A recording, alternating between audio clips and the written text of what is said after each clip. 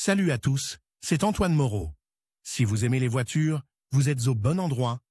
Continuez à regarder cette vidéo, on passe tout de suite au sujet du jour. Dans les moteurs à combustion interne modernes à commande électronique, la quantité d'air entrant dans les cylindres est strictement contrôlée par des capteurs spéciaux. Mais lorsque le flux d'air trouve un autre chemin par le biais d'une connexion desserrée de pièces, le fonctionnement normal de l'unité motrice est perturbé en raison d'un appauvrissement significatif du mélange combustible. Il n'est pas facile de déterminer l'aspiration d'air dans le collecteur d'admission ou à d'autres endroits, car les symptômes manifestés sont trop semblables à ceux de nombreux autres dysfonctionnements. Néanmoins, le problème du diagnostic de ce dysfonctionnement peut être résolu. Signes et causes de l'aspiration. Lorsqu'une fuite se forme dans le moteur et laisse passer de l'air supplémentaire, les symptômes suivants sont observés. Le premier signe est un régime de ralenti flottant. Le moteur aspire de l'air supplémentaire, et l'unité de contrôle qui analyse la composition des gaz d'échappement à l'aide d'une sonde lambda tente de préparer correctement le mélange de carburant. Mais le DMRV, ou DAD, ne prend pas en compte une partie de l'air aspiré, de sorte que le régime est instable.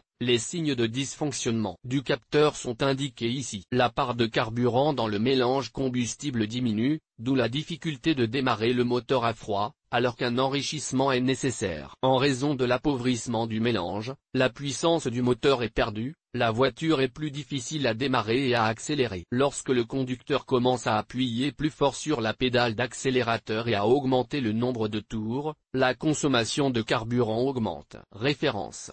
Sur les moteurs à carburateur, le flux d'air parasite fait grimper le régime à 2000 TR-min ou plus, aspirant l'essence par les gicleurs principaux pour contourner le système de ralenti. Les vis de réglage sont inefficaces. La défaillance des joints d'étanchéité et l'aspiration d'air par le moteur peuvent avoir plusieurs causes: déformation des plans adjacents, par exemple, du collecteur d'admission à la culasse, en raison d'une surchauffe. L'utilisation trop fréquente de produits chimiques de nettoyage automobile qui peuvent ramollir les joints et les matériaux d'étanchéité. Les flexibles ou les colliers des tuyaux d'extraction de la dépression du moteur ne sont pas étanches. Sur les moteurs diesel, l'air est parfois aspiré par la pompe à carburant en raison de fuites dans la conduite du réservoir. Dans les carburateurs, l'air est aspiré par les axes et les clapets usés. Où l'air peut-il pénétrer? Pour vérifier s'il y a une aspiration dans le moteur, il faut savoir où regarder. Sur les moteurs équipés d'un injecteur, l'air peut être aspiré aux endroits suivants: le joint de la bride de la culasse, à la jonction du collecteur d'admission, boîtier de l'amplificateur de pression du système de freinage, le tuyau d'admission de la dépression pour le servomoteur, le joint du papillon des gaz, dont les injecteurs dont les joints toriques sont faibles, au niveau de la bride du régulateur de ralenti, par une vanne de réservoir d'absorption bloquée. Les carburateurs usés, dont la bride d'assise s'est déformée sous l'effet des températures élevées, manquent souvent le flux d'air à la jonction avec le collecteur. Le deuxième endroit malade est constitué par les papillons des deux chambres, qui sont devenus ovales à cause de l'usure. L'aspiration se produit par les interstices latéraux et provoque un écoulement spontané d'essence par le diffuseur principal, ce qui fait tourner le moteur jusqu'à 2000 TR-min au ralenti. Méthode de détection des défauts. En règle générale, la possibilité d'une pénétration d'air par un raccord mal serré est évoquée dans le dernier virage. Lorsque d'autres dysfonctionnements sont exclus, défaillance des capteurs, des régulateurs, etc. Entre-temps, il existe un moyen simple de trouver l'entrée d'air. Lorsque le moteur tourne, fermez lentement la tringlerie de l'accélérateur avec la paume de votre main. Si le moteur ne faiblit pas, c'est que la section située après le capteur DMRV présente un espace où le flux supplémentaire s'infiltre. Remarque.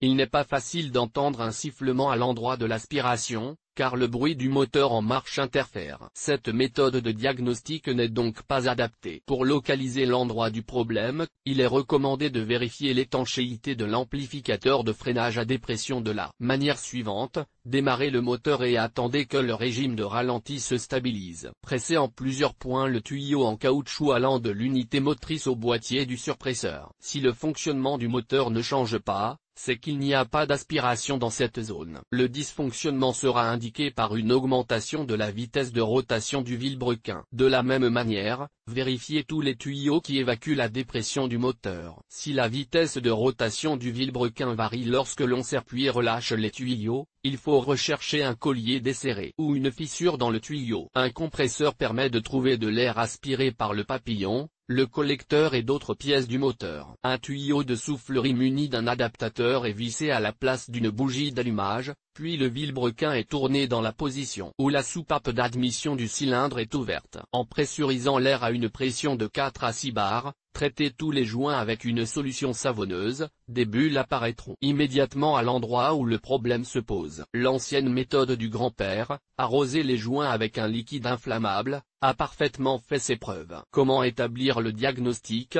Versez dans une seringue un volume de 20 cm3 d'essence. Démarrez le moteur et attendez que le ralenti se stabilise légèrement. Versez avec précaution de l'essence sur les points suspects, en pressant le carburant directement sur les joints. Si l'aspiration se fait par le collecteur d'admission, les pistons aspireront l'essence répandue en même temps que l'air et le régime augmentera sensiblement. Veillez à ne pas mettre de carburant sur le faisceau électrique. La méthode de l'arrosage convient également pour vérifier le collecteur, les joints d'injecteur et le joint de papillon. En revanche, il n'est pas possible de vérifier les clapets du carburateur avec une seringue, car il est impossible de s'en approcher. Pour s'assurer du fonctionnement et de la formation des fentes latérales, il faudra démonter l'appareil et nettoyer les parois des chambres de la suie. Les conduites d'alimentation en carburant diesel de l'injecteur du moteur diesel sont plus difficiles à contrôler. La méthode utilisant un compresseur et de la mousse de savon convient ici, mais ce type d'équipement ne se trouve pas dans tous les garages. Il faut aller jusqu'au joint de l'ensemble du tube et diagnostiquer l'aspiration par la méthode de l'exclusion. Il est inutile d'arroser les raccords avec du gazole, l'effet sera insignifiant et vous n'entendrez aucun changement dans le fonctionnement du moteur. L'une des méthodes de diagnostic les plus récentes suppose l'utilisation d'un appareil spécial, un générateur de fumée. Comme dans le cas du compresseur, le générateur de fumée est branché sur le trou de bougie de n'importe quel cylindre.